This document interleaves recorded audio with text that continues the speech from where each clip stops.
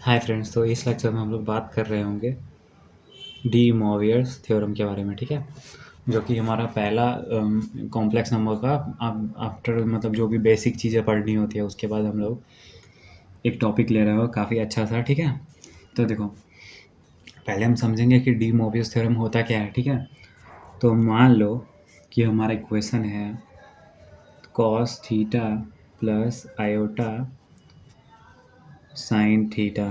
ठीक है, और इसके पावर में क्या है, इसके पावर में हमारा n है। ठीक है, अब इसके पावर में n है तो इसको अब हम लोग जानते हैं कि डी मोवियस थ्योरम अप्लाई करने के बाद इसके साथ क्या चेंजेस आएगा। ठीक है, देखो कुछ नहीं होता, बस कि ये जो n है ना वो क्या होता है, वो हमारा थीटा से जाके मल्टीप्लाई हो जाता है। ठीक है, तो cos n theta plus iota sine n theta.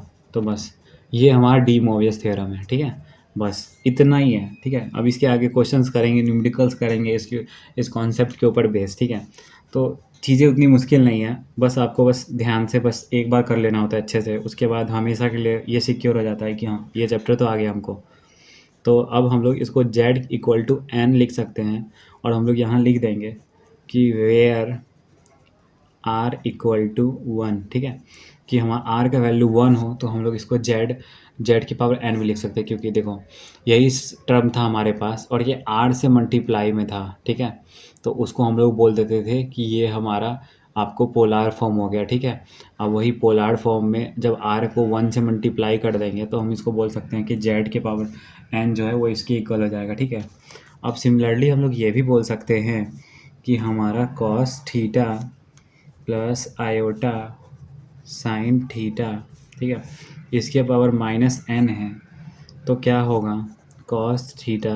ठीक है, थीटा के साथ क्या होगा, माइनस एन मल्टीप्लाई हो जाएगा आयोटा साइन थीटा के साथ माइनस एन मल्टीप्लाई हो गया। ठीक है, तो ये क्या बन गया, हमारा माइनस वाला पार्ट बन गया, और हम लोग इसको लिख सकते हैं जेड के पावर माइनस एन। ठीक है, अब हमारा जेड के पावर माइनस एन ये है, और हमारा जेड के पावर प्लस एन ये है। ठीक है, और ये जो होगा ना यहाँ पे हमारा प्लस साइन नहीं माइनस साइन आएगा, मैंने गलती से लिख दिया, क्योंकि देखो कॉस थीटा के अंदर माइनस होता है तो वो गायब हो जाता है, लेकिन साइन थीटा के अंदर जो हमारा माइनस होता है वो बाहर आ जाता है। ठीक है, तो ये जो माइनस है ये बाहर आ जाएगा।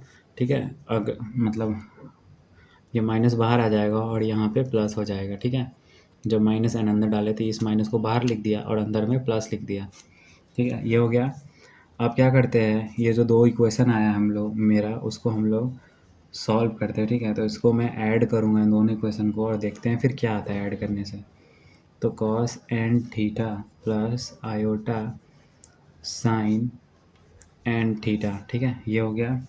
और हमारा cos n theta minus iota sine n theta. ठीक है, ये है हमारा। अब क्या करते हैं, ये दोनों कट रहा है तो ये दोनों पार्ट को काट देते हैं। ठीक है, और जेड की पावर एन प्लस जेड की power minus n equal to two cos n theta. ठीक है, ये हो गया हमारा।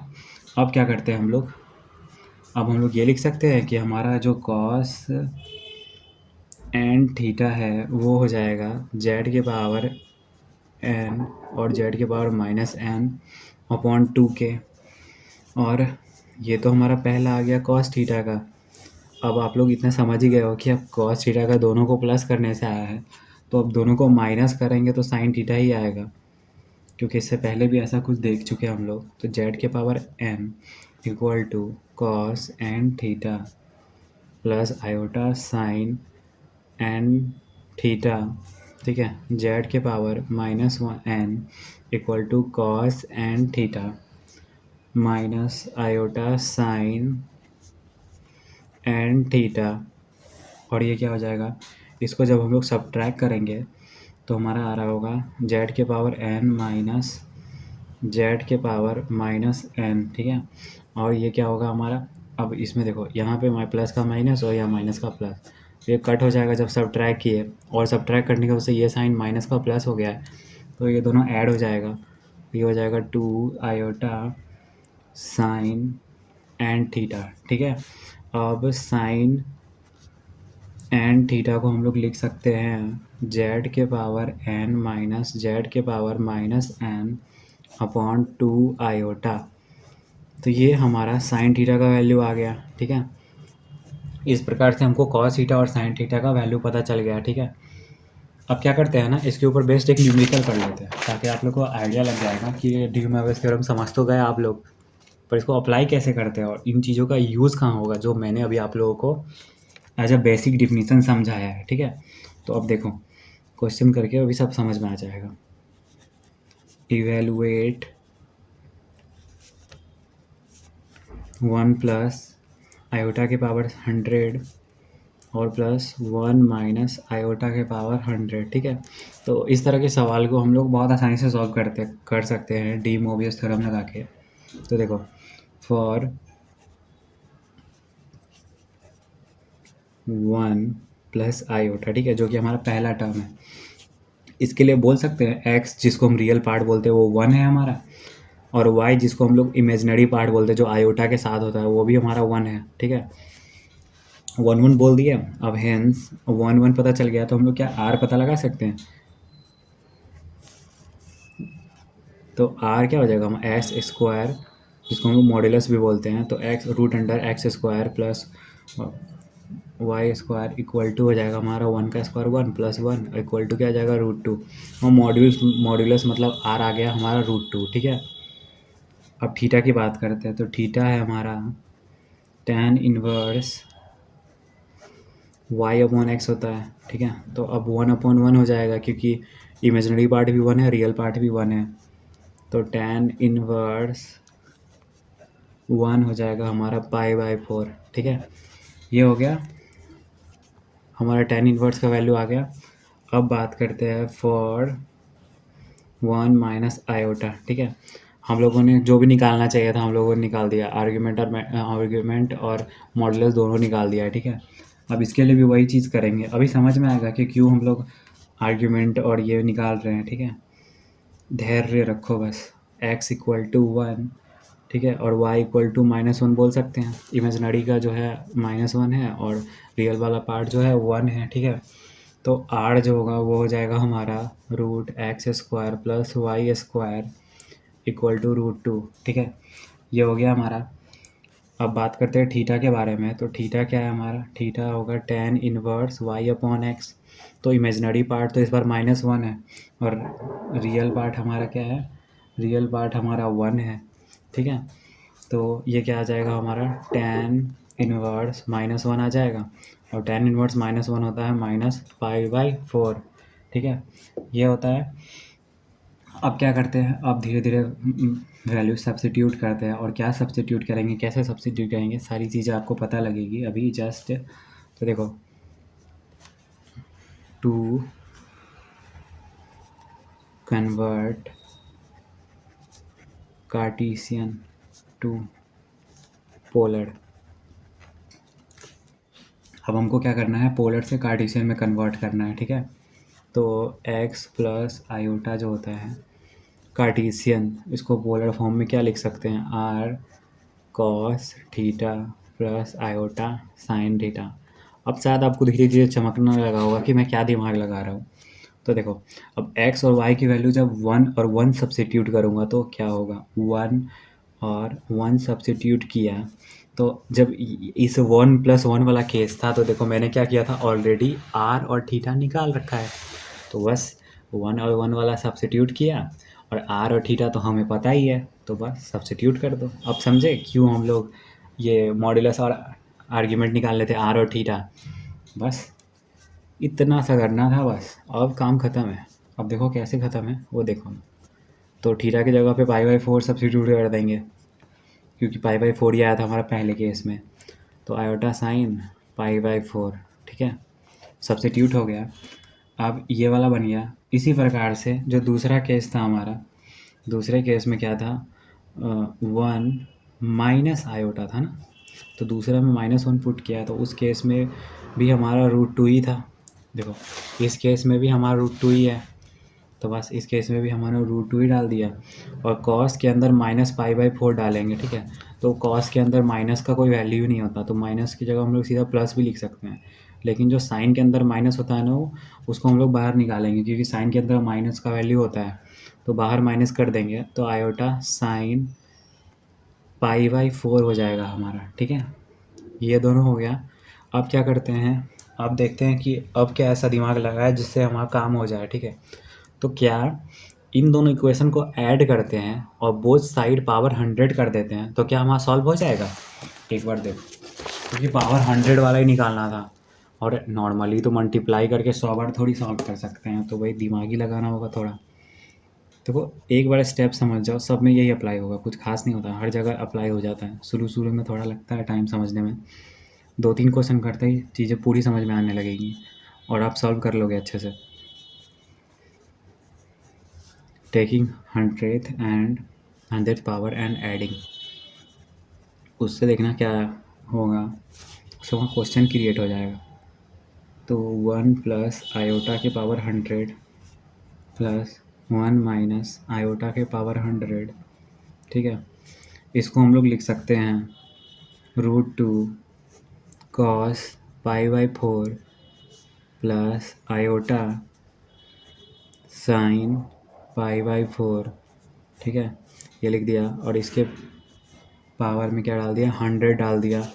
और जो दूसरा इक्वेशन था उसका क्या था, प्लस √2, बीच में माइनस था ना, हाँ, तो प्लस माइनस साइन π/4, और ये क्या हो जाएगा हमारा, इसके पावर हम लोग बोल देंगे कि इसके पावर भी हमारा 100, क्योंकि हम लोग बोथ साइड 100 पावर लिए ऐड करके दोनों को। ठीक है, अब नेक्स्ट क्या होगा, according to De Moivre's theorem. ठीक है, तो according to De Moivre's theorem, De Moivre's theorem यही था ना कि अगर cos theta plus iota sin theta है और उसके पावर में हमारा n है, तो वो हो जाता है cos n theta plus iota sign n theta. ठीक है, डी मोबियस थ्योरम में हम लोगों ने यही पढ़ा था। तो बस अब हमारा देखो क्या है, हमारा कॉस है और साइन है, आयोटा साइन। ठीक है, यही सेम इक्वेशन बन रहा है अभी, देखो बस एक √2 एक्स्ट्रा दिख रहा है, लेकिन बाकी हर चीज़ सेम है। ठीक है, तो बस अब देखो कितना आसानी से अप्लाई हो जाएगा और कितना आसानी से सॉल्व हो जाएगा। ठीक है, तो अब मैं करता हूँ 1 प्लस आयोटा के पावर 100 और प्लस 1 माइनस आयोटा के पावर 100। ठीक है, अब ये किया, और क्या करता हूँ मैं, जो मेरा √2 था उसको कॉमन ले लेता हूँ, तो √2 कॉमन लेंगे तो 100 के पावर में कॉमन आ जाएगा, क्योंकि √2 के बाहर में 100 था, उसको कॉमन लेंगे। ठीक है, तो क्या होगा, ये जो बीच वाला टर्म है दोनों ऐड हो जाएगा, तो देखो उसको ऐड करते हैं, तो हम लोगों ने लिखा cos π/4 प्लस आयोटा साइन π/4, और जो दूसरा टर्म है वो भी ऐड होगा, तो cos π/4 माइनस आयोटा साइन π/4, और क्या होगा, होल पावर 100 आ जाएगा। ठीक है, ये 100 आ गया होल पावर। आप क्या करें, इसके होल पावर में 100 है, ये दूसरा जो टर्म है। ठीक है, बस √2 कॉमन होने के बाद ये दोनों टर्म को बस ऐड किया और कुछ नहीं। ठीक है, तो ये ऐड हो गया, और ये जो आयोटा साइन π/4 है और ये पॉजिटिव निगेटिव और दोनों सेम है, तो ये कट जाएगा और ये दोनों टर्म ऐड हो जाएगा। ठीक है, तो अब ये cos π/4 और cos π/4 को ऐड करते हैं और देखते हैं क्या होता है। तो हमारा जो ये था, इसका जो वैल्यू आ रहा होगा वो आ रहा होगा 2 के पावर 1/2 और whole power 100 equal to 2 cos π/4, और पावर में क्या आ जाएगा, हमारा पावर में हमारा 100 आ रहा होगा। ठीक है, और इसको हम लोग लिख सकते हैं 2 के पावर 50 इक्वल टू 2 cos। अब देखो अब क्या होगा, ये पावर में 100 है, इसको क्या हो जाएगा, इसको थीटा के साथ मल्टीप्लाई कर देंगे, तो 100 इंटू π/4, वही हमारा डी मोबियस थ्योरम। ठीक है, तो अब इस ये थीटा के साथ मल्टीप्लाई हो गया, जो पावर का 100 था इसको अंदर भेज दिया। ठीक है, अब मल्टीप्लाई होने के बाद देखो क्या आएगा, और ये 2 के पावर 50 मल्टीप्लाई में था, मैंने गलती से इक्वल टू लगा दिया है, इक्वल टू यहाँ पे होगा, ठीक है। और ये 2 के पावर 50, ठीक है। चीज़ें समझ में आ रही होंगी आपको, क्योंकि बस कैलकुलेशन नहीं है, थोड़ा सा ही दिमाग लगाना है कि पावर में जो था वो थीटा के साथ मल्टीप्लाई हुआ, इतना ही दिमाग लगाना है, बाकी सब तो कैलकुलेशन ही है। तो कॉस 4 से क्या 100 से कटेगा 25 टाइम्स, तो 25 टाइम इंटू पाई रह जाएगा, ठीक है। ये रह गया, और इसको अब हम लोग ब्रैकेट में कर देते हैं। अब क्या करेंगे, इसको हम लोग 24 प्लस पाई लिख सकते हैं कि नहीं, तो लिख देते हैं। तो हमारा 2 के पावर 50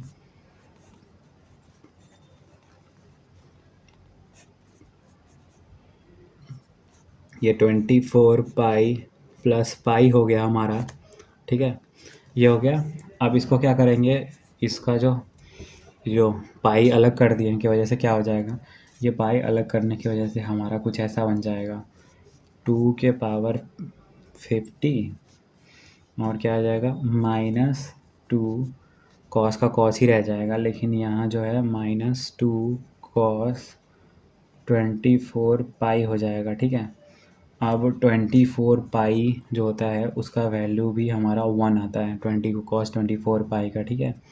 तो क्योंकि हमारा इवन मल्टीप्लाई में है, और जैसे हो गया 2 पाई 4 पाई 6 पाई वगैरह, तो पाई के साथ मल्टीप्लाई है। आप कैलकुलेटर में भी पुट करके देखोगे कॉस 24 पाई, तो आपको 1 वैल्यू दे रहा होगा वो, तो -2 इंटू 1 इक्वल टू, ठीक है।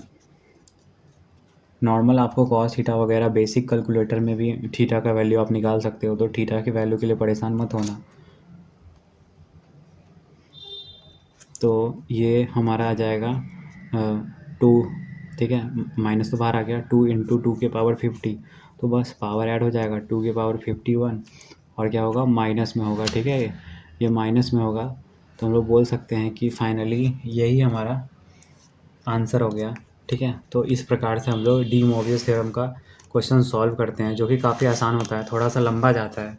तो अगर लंबा जाता है तो नंबर भी 5 नंबर का ही मिलेगा, मतलब क्वेश्चन जो आएगा आपको 5 नंबर का ही आएगा, चाहे लंबा जाए चाहे छोटा जाए, ठीक है। तो इस प्रकार से हम लोग डी मोवियस थ्योरम को देख सकते हैं, और उसका न्यूमेरिकल मैंने करा दिया, सब कुछ करा दिया, ठीक है। अब इसके बाद 2-3 न्यूमेरिकल ले लूँगा मैं इसके ऊपर बेस, ताकि आपकी प्रैक्टिस इस लेवल पे हो जाए कि कोई सा भी क्वेश्चन आए, 3 या 4 क्वेश्चन सॉल्व कराने के बाद कोई सा भी क्वेश्चन आए आप सॉल्व कर रहे होगे डी मोवियस थ्योरम का, ऐसा नहीं कि छूट जाएगा, क्योंकि अच्छे अच्छे न्यूमेरिकल्स दूंगा मैं, ठीक है। तो इसके बाद न्यूमेरिकल्स के साथ मिलते हैं हम लोग अगले लेक्चर में। इस लेक्चर में इतना ही, धन्यवाद।